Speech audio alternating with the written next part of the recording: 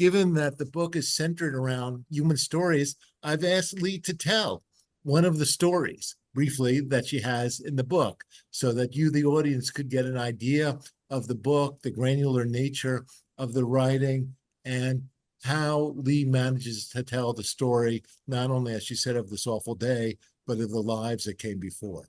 It's not an easy question, Jeff, because there are so many different stories, and one of the most important thing for me was to show my readers how diverse is Israel. So the book is 12 chapters, and in each chapter I write about a different community.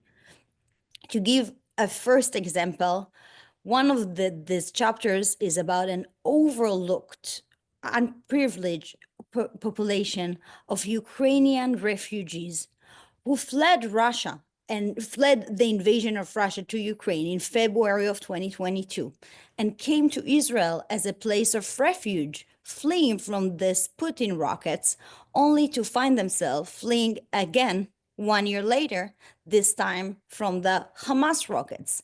This is a community of 50,000 people who are victims of two wars, and they're completely overlooked. In the book, I'm following the story of one of them, this amazing teenager named Eitan. He was an orphan living in an orphanage in Odessa when the war started, and he fled with the rest of the kids. Their rabbi managed to save them somehow and take them to this abandoned hotel in Romania, fleeing from Putin. And there, like so many other Ukrainians, he decides to make Aliyah and to come to Israel. And he's recommended to go to this beautiful, beautiful beach city with white sand that reminds him of his home in Odessa. And the city name is Ashkelon. And the only problem with Ashkelon that it's pretty close to the Gaza border. But in the beginning, when in May of 2023, they experienced some rocket alarms and see, that they're attacked, Eitan feels so safe because he knows he's in Israel. We have the best army in the world. We have technology. He sees the Iron Dome and he drinks a beer in his balcony and he's saying, I feel so protected here.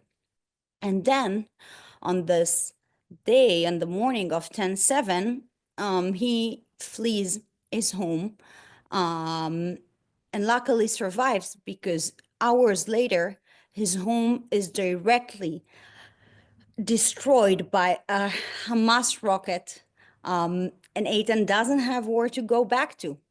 And he needs to start his life again, and the third time in just 2 years. Think about it.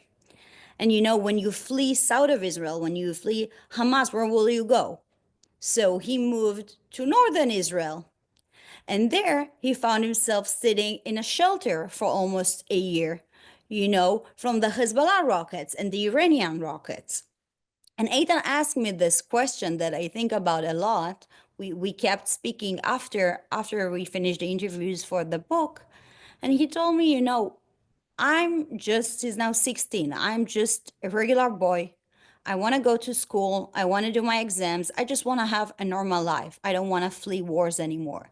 Can you tell me what's the safest place for a Jewish boy to just leave? And I don't know the answer, but I think we need to think about 10/7 in these terms as well.